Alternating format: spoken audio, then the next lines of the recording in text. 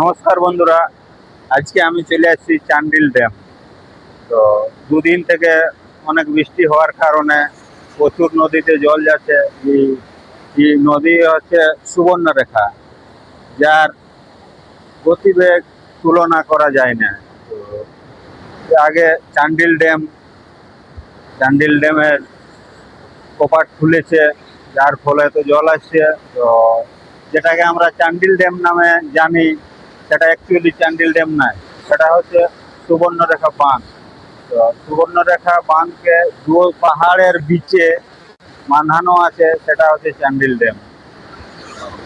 আগে চান্ডিল ড্যামের উপরের ভাগ আমি পরের ভিডিওতে দেখাবার চেষ্টা করব আপনাদেরকে।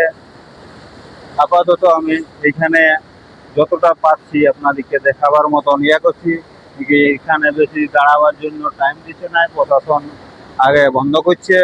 প্রশাসনের কথা মানিয়ে চলতে হবে, যেহেতু ওরা প্রশাসনিক লোক। দেখেন সাইলেন্ট বাজছে।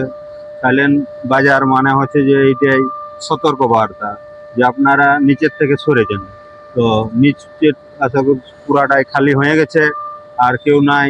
তো জলের গতিবেগ বাড়ছে, উপর দিক থেকে ড্যাম ভরে গেছে, যার জন্য নিচ থেকে ওভারফ্লো করছে। এই সাইলেন্ট এখানে বাজছে, আবার মানগতেও বাজানো হয়।